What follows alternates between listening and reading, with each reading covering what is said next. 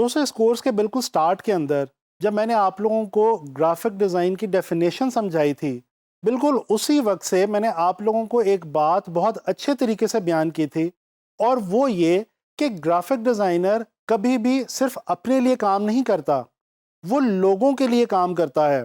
और graphic designer कोई ना कोई मैसेज लोगों तक, मासेस तक कम्युनिकेट करने का काम करता है। दोस्तों आपको कम्युनिकेट करने के लिए किसी न किसी मीडियम की ज़रूरत ज़रूर पड़ती है, और किसी न किसी मीडियम का सहारा लेना ही पड़ता है। बीइंग ग्राफिक डिज़ाइनर, जब हम कोई भी डिज़ाइन बनाते हैं तो वो आम लोगों तक पहुंचाने के लिए मीडियम्स ऑफ एडवर्टाइजिंग का सहारा लिया जाता है। इस लेसन के अंदर मैं आप लोगों को मीडियम्स ऑफ एडवर्टाइजिंग के बारे में ही बताने लगा हूं।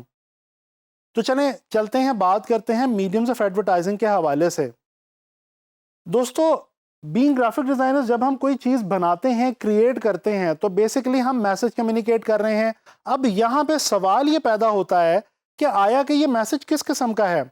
दोस्तों ये मैसेज या तो किसी न किसी कंपनी या ब्रांड की एडवर्टाइजिंग के हवाले से हो सकता है, या किसी भी प्रोडक्ट या सर्विस की प्रमोशन के हवाले से हो सकता है, और या फिर इसके अलावा किसी भी खास बात के हवाले से अवेयरनेस क्रिएट करने के लिए भी ये मैसेज हो सकता है।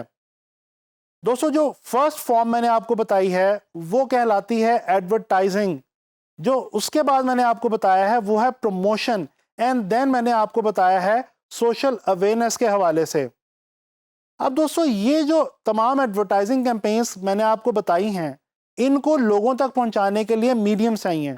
अब वो मीडियम्स कौन से हैं, चलिए आए मैं आपको बताता हूं। दोस्तों आम तौर पे जो सबसे ज़्यादा मीडियम यूज़ किए जाते हैं वो नंबर 1 प्रिंट मीडियम, उसके बाद आउटडोर, उसके बाद इलेक्ट्रॉनिक मीडिया, उसके बाद वेब मीडिया, और फिर उसके बाद मोबाइल डिवाइसेस जैसे मीडियम्स जो हैं ये आमतौर पे इस्तेमाल किए जाते हैं। तो चलें एक काम करते हैं, वन बाय वन इन तमाम मीडियम्स के बारे में बात करते हैं, और ये भी देखने की कोशिश करते हैं कि जब हम ऑनलाइन फ्रीलांस मार्केट प्लेसेस पे काम कर रहे होंगे एज ग्राफिक डिज़ाइनर्स, तो उस वक्त हमें इन मीडियम्स के हवाले से किन किन जॉब्स का सामना करना पड़ेगा और किन किन असाइनमेंट्स पे काम करना पड़ेगा। तो दोस्तों सबसे पहले बात करते हैं जी प्रिंट मीडियम की। जैसा कि इसके नाम से वाज़ेह है, प्रिंट मीडिया के अंदर वो तमाम आइटम्स ऑफ एडवर्टाइजिंग फॉल करती हैं जो कि प्रिंट होती हैं। यानी कि दोस्तों आप लोग डिफरेंट जगहों पे पोस्टर्स देखते हैं, जैसे कि इस वक्त आप स्क्रीन पे अपने सामने एक पोस्टर देख सकते हैं। ये पोस्टर जो है ये मीडियम ऑफ कम्युनिकेशन के तौर पे या मीडियम ऑफ एडवर्टाइजिंग के तौर पे बहुत ही फेमस मीडियम का दर्जा रखता है। इसी तरह से आप जब मैगजीन पढ़े होते हैं तो उसके अंदर मैगजीन ऐड आपको नजर आता है। इसी तरह से आप जब न्यूज़पेपर पढ़े होते हैं तो उसके अंदर आपको न्यूज़पेपर ऐड नजर आता है, जैसा कि इस वक्त आप अपनी स्क्रीन पे मुलाहिजा कर सकते हैं। इसके अलावा दोस्तों जब किसी कंपनी की प्रोफाइल प्रिंट होनी हो, या इसके अलावा विजिटिंग कार्ड, स्टेशनरी वगैरह प्रिंट होनी हो, तो ये तमाम की तमाम चीज़ें किस मीडियम में फॉल करेंगी, ये आपने याद रखना है जी, ये फॉल करेंगी प्रिंट मीडियम के अंदर। अच्छा जी, इसके अलावा अब हम बात करते हैं आउटडोर मीडियम की। दोस्तों आउटडोर मीडियम के अंदर जो आम तौर पे आइटम्स फॉल करती हैं वो हैं होर्डिंग। जैसे कि आप लोग डेली जब अपने घर से निकलते हैं तो रोड्स के ऊपर आप डिफरेंट प्रोडक्ट्स या डिफरेंट सर्विसेज के हवाले से होर्डिंग्स या बिलबोर्ड्स देखते हैं।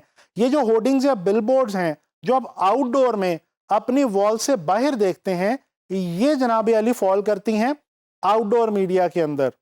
इसके अलावा दोस्तों आप अक्सर स्ट्रीट्स के ऊपर या रोड्स के ऊपर बैनर्स देखते हैं।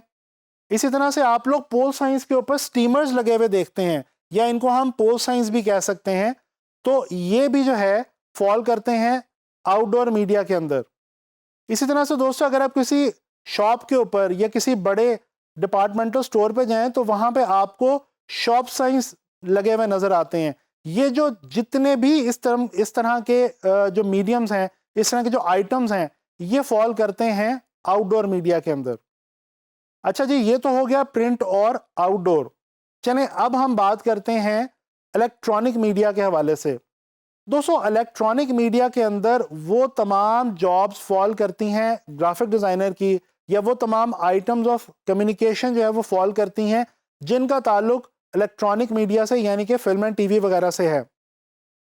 दोस्तों जब आप मुख्तलिफ फिल्मों के और मुख्तलिफ टीवी प्लेज या और जितने भी प्रोग्राम्स होते हैं उनके ट्रेलर्स देखते हैं, या इसी तरह से जब आप कोई एक प्रोग्राम देख रहे होते हैं और वो वक्फा आता है बीच में और वक्फे के दौरान में कुछ फिलर्स आते हैं, इसी तरह से और बहुत सारी न्यूज़, इंफरटेनमेंट या एंटरटेनमेंट के हवाले से जितने भी मोशन विजुअल्स आप देखते हैं जिनके अंदर ग्राफिक्स इन्वॉल्व होते हैं स्क्रीन के ऊपर, वो तमाम के तमाम फॉल करते हैं इलेक्ट्रॉनिक मीडिया के अंदर।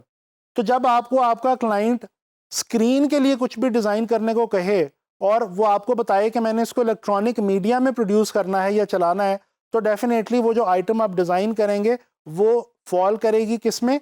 इलेक्ट्रॉनिक मीडिया में। अच्छा जी, इसी तरह से आजकल जो सबसे ज़्यादा एक्टिव मीडिया है और वो मीडिया जो कि इस वक्त दौरे हाजिर के अंदर सबसे ज़्यादा तरक्की कर रहा है, सबसे ज़्यादा ग्रो कर रहा है, वो मीडिया है जी वेब का या साइबर का। जी हाँ दोस्तों, इस वक्त हम सबसे ज़्यादा इस्तेमाल जिस मीडियम का करते हैं वो है वेब। और आपको मैं यहाँ पे ये भी बताता चलूँ कि ऑल अराउंड द वर्ल्ड, पूरी दुनिया में बड़ी बड़ी कंपनीज ने अपनी जो बजट्स की स्पेंडिंग है वो बाकी तमाम मीडियम से कट करके इस मीडियम के ऊपर सबसे ज़्यादा लगानी शुरू कर दी है, और ये है साइबर या वेब मीडिया। तो दोस्तों आपको ऑनलाइन फ्रीलांस मार्केट प्लेसेस पे इसके हवाले से भी बहुत सारी चीज़ें डिज़ाइन करने को मिल सकती हैं, जैसे कि फेसबुक या इंस्टाग्राम के हवाले से पोस्ट डिज़ाइन करने के लिए आपका क्लाइंट आपको कह सकता है। इसी तरह से आपको किसी वेबसाइट का डिज़ाइन करने को कहा जा सकता है। और मैं आपको यहाँ पे बताता चलूँ, ये जो वेबसाइट डिज़ाइन वाली असाइनमेंट है, ये जनाब Ali online finance market places की एक सबसे ज़्यादा जो ग्राफिक डिज़ाइन के लिए असाइनमेंट्स होती हैं उनमें एक सबसे ज़्यादा पसंद की जाने वाली असाइनमेंट है, और ये बहुत ज़्यादा वाइडली अवेलेबल है। इसी तरह से दोस्तों आपको ब्लॉग्स के हवाले से कुछ चीज़ें, कुछ विजुअल्स जो हैं वो डिज़ाइन करने के लिए आपका क्लाइंट कह सकता है। तो डिफरेंट आपको जॉब्स मिलेंगी ऑनलाइन फ्रीलांस मार्केट प्लेसेस पे, किस हवाले से? साइबर या वेब मीडिया के हवाले से। अच्छा जी, इसी तरह से एक और मीडिया जो कि आजकल बहुत ज़्यादा ग्रो कर गया है वो है मोबाइल डिवाइसेस का मीडिया। जी हाँ, मोबाइल डिवाइसेस इस वक्त बजाते खुद एक अलग मीडियम के तौर पे जो है वो रिकग्नाइज किए जा रहे हैं। और जब भी आपको किसी टैबलेट या किसी मोबाइल के स्क्रीन के लिए कोई भी इंटरफेस या कोई भी विजुअल डिज़ाइन करने को कहे आपका क्लाइंट, तो ये समझ लीजिए कि आप मोबाइल डिवाइसेस के मीडियम के लिए काम कर रहे हैं। तो दोस्तों हमने ये देखा कि प्रिंट मीडिया क्या है, इलेक्ट्रॉनिक मीडिया क्या है, आउटडोर मीडिया क्या है, वेब या साइबर मीडिया क्या है, और मोबाइल डिवाइसेस का मीडिया क्या है। अब यहाँ पे एक बहुत इंपॉर्टेंट बात मैं आपको ये बताता चलूँ। आप सोच रहे होंगे कि ये मीडियम्स मैं आपको ग्राफिक डिज़ाइन के लिए क्यों बता रहा हूँ। दोस्तों जब आप इलस्ट्रेटर या फोटोशॉप के अंदर न्यू डॉक्यूमेंट लेते हैं, यानी कि काम करना शुरू करते हैं, तो सबसे पहले आपको कुछ ऐसी चॉइसेस मेक करनी होती हैं, कुछ ऐसी चॉइसेस जो हैं वो आपको ऑप्ट करनी होती हैं जिनका ताल्लुक इन तमाम मीडियम से है। और ये ऐसा आपको क्यों करना होता है? बिल्कुल इसलिए, जैसे कि मैं आपको पहले बता चुका हूं, कि आप जो भी डिज़ाइन बना रहे हैं याद रखें वो आपने कहीं ना कहीं बाद में प्रोड्यूस करना है।